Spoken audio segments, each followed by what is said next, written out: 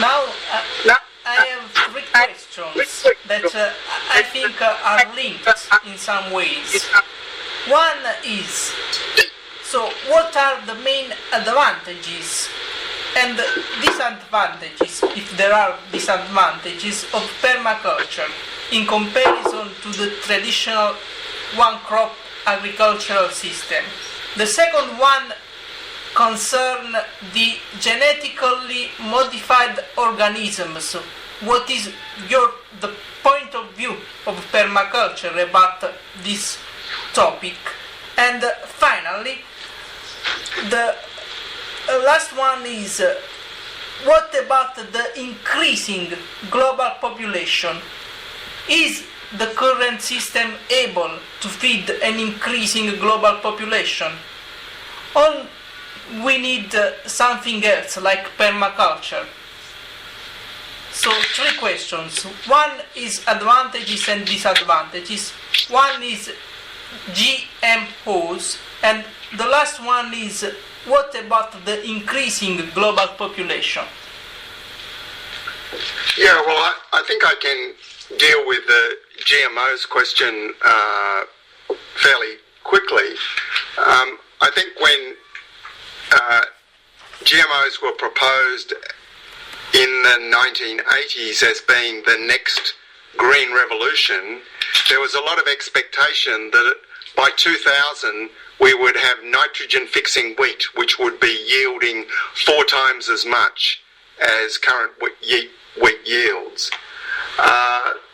So what we have seen is a limited number of crops that are from corporations that have invested in this technology, but none of them have produced anything like the original claims.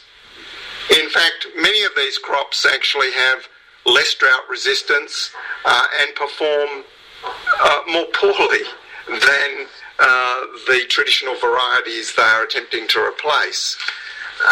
And we have to accept that in relation to some large crops around the world, farmers, or at least corporate farmers, have been convinced that they should grow these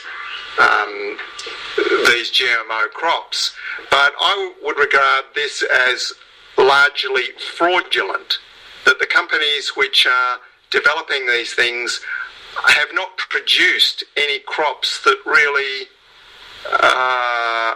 meet the claims that have been made about GMOs. So their significance in terms of contributing to that critical issue of how the world will be fed is at best marginal. I think what we should clearly understand GMOs to be is a process for capturing the intellectual property rights of agricultural crops. So those can be owned by corporations rather than them being common assets of humanity. So the business model is not to produce something which is a better crop, because the genetic and ecological basis for doing that was never there in the first place. You know, most of our world's crops are already been through thousands of years of selection.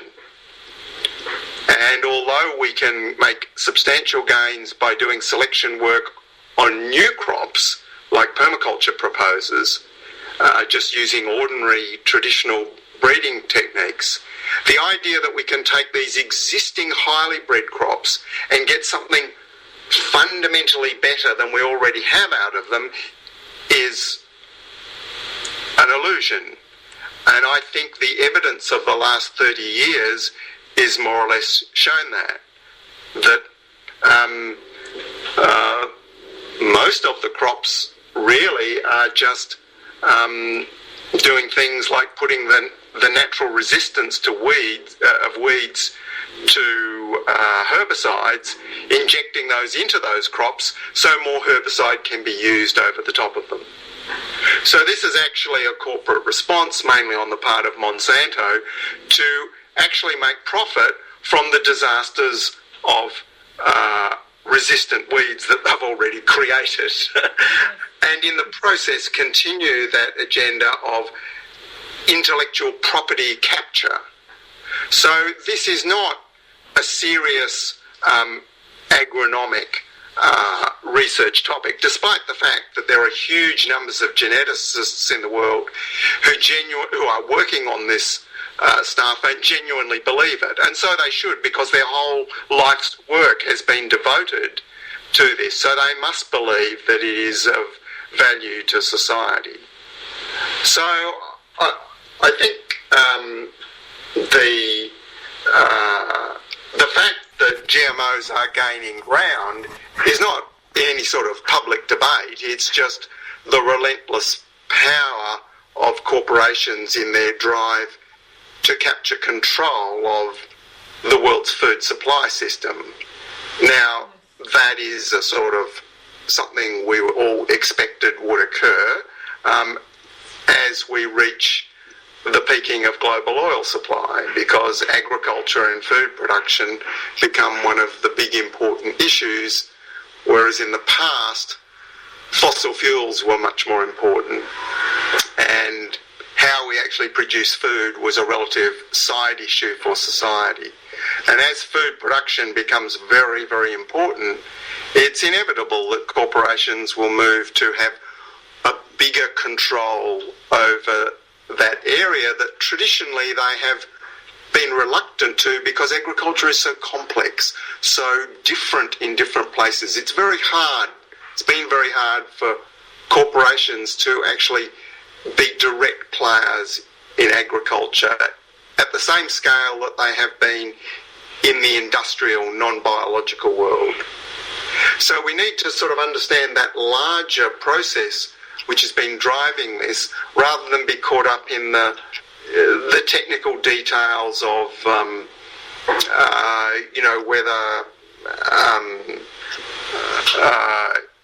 rice with, vitamin B genes added into it is a great new saviour of the world.